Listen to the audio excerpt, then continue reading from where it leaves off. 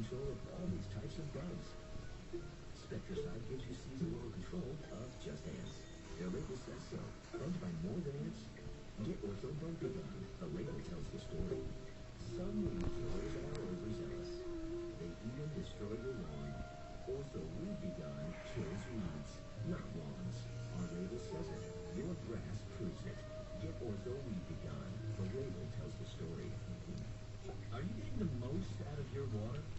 I've been using Brita for years. It has a 2-stage filter. My Zero water has a patented 5-stage filter. This meter proves that Brita removes over half the dissolved solids.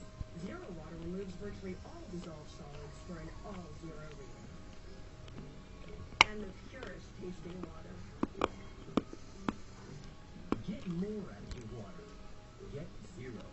Now available in a personal tumbler.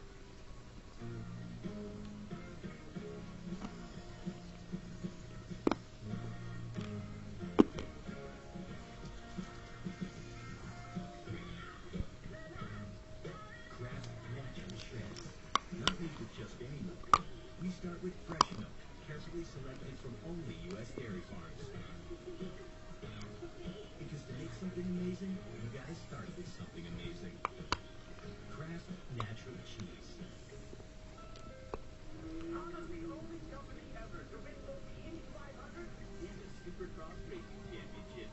They were also the first to come up with this. Where you can get great deals on almost everything Honda makes, including the sporty Civic, the best value in its class. Get great deals on Civics right now. The Honda Dream Garage sale event.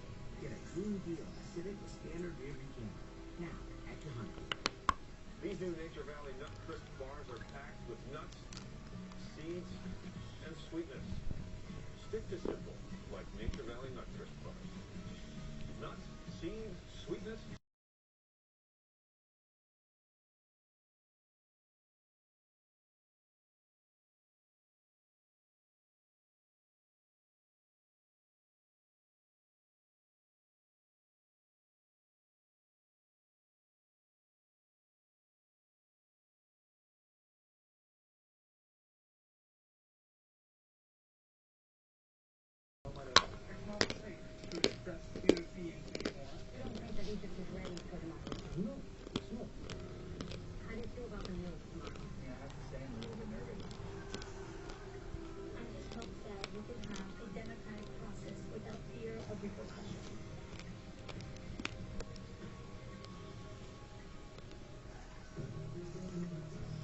It's July 1838.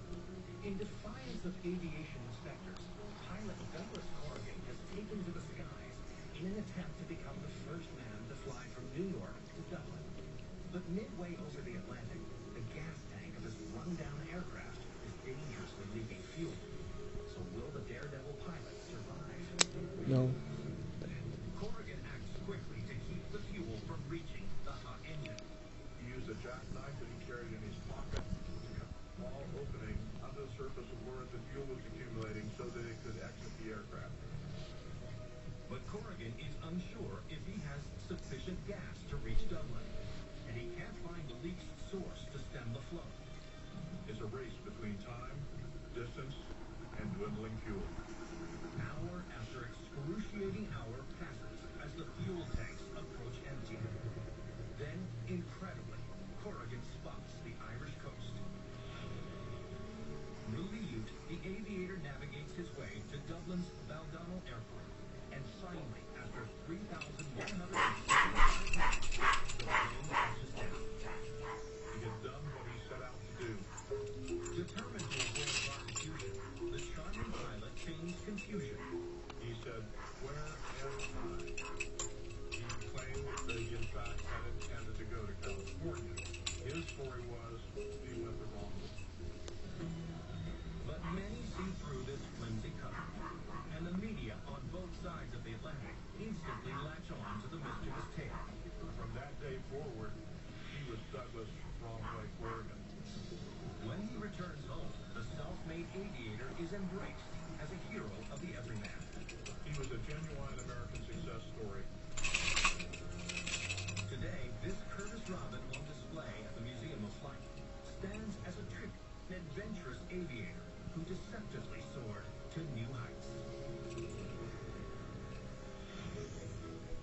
In 1788, the city of Marietta was established as the first permanent settlement in what would later become Ohio. Today, it's dotted with buildings and homes that evoke colonial beauty and charm. But set amongst its fabric is a rather macabre establishment, the People's Mortuary Museum.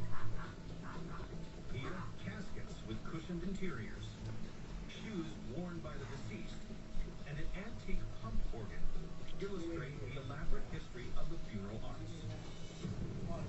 But at the museum center is an object that truly showcases the pageantry of interment. It's got a plush interior, running boards along the side, and looks like a gangster car. According to writer Bastian Jordan, this lavish coach speaks to one of the most confounding crimes in Ohio history.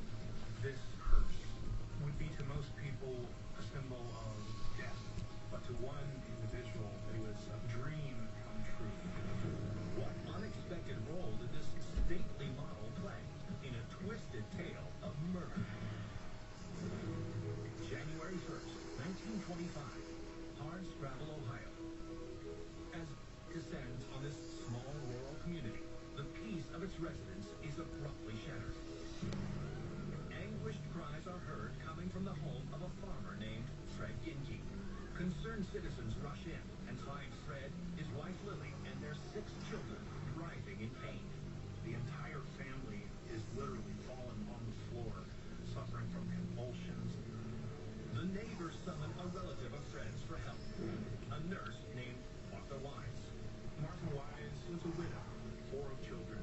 She had found a little niche after her husband passed away in helping tend to sick people. After examining the family, Wise tells Fred she's unsure of what plagues them. She stays with her relatives to nurse them through the mysterious illness. But 3 days later, just when it seems the family's health has improved, Fred's wife, Lily, passes away. Fred is completely distraught, so he asks Martha to make the funeral arrangements. Wise graciously agrees and prepares an extravagant send-off. Funerals in those days were very glamorous affairs. More would be spent on people at their funeral than had been spent on them in their entire lives. And at the end of such a flashy event, the body is transported to the cemetery in an ornate hearse, like the one on display at the People's Mortuary Museum. For his wife's funeral, Fred Ginke looks to put this inexplicable tragedy behind him. But just 2 weeks later, the unknown illness strikes again, sending Fred and 2 of his children to the hospital. And then the death